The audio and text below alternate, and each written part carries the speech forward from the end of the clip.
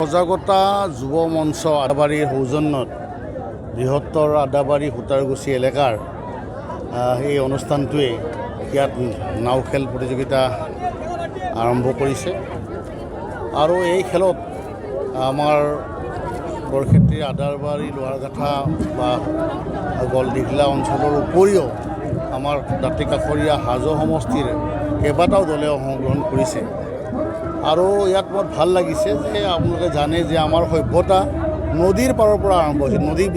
নদীকেন্দ্ৰিক সভ্যতা আমাৰ ভাৰতীয় সভ্যতা, আৰু সেইকাৰণে নদীৰ কাষৰীয়া যিবিলাক গাঁও আছে বা ঠাই আছে অঞ্চলত সেইবিলাক নাও খেল, কাৰণ নাৱে তেওঁলোকৰ মুখ্য বাহন আছিলে এটা সময়ত।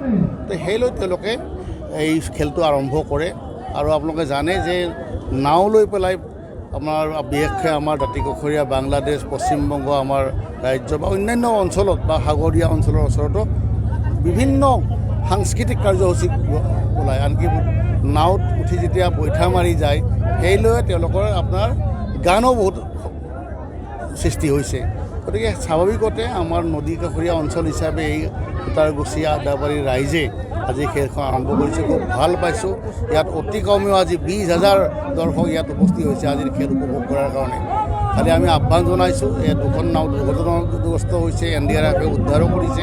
মই ৰাইজলৈ আহ্বান জনাইছোঁ, যিহেতু পাগলাদিয়া নদীৰ প্ৰবল সোঁত চলি আছে, এতিয়া চাৰিওফালে গৰাখহনীয়াও চলি আছে, ইয়াৰ মাজত নাও খেল আৰম্ভ হৈছে। মই উদ্যোক্তাসকলক আহ্বান জনাইছোঁ যে তেওঁলোকে সুৰক্ষাৰ ক্ষেত্ৰত গুৰুত্ব দিব লাগে আৰু বেলি মাৰ যিহেতু গৈছে, সন্ধিয়া হোৱাৰ আগে আগে নাও খেলখন শেষ কৰিব লাগে। আৰু আগন্তুক দিনত যাতে এই যুৱ মঞ্চই আৰু ভাল কাম কৰে সমাজৰ কাৰণে, সেই আহ্বান ৰাখিছোঁ।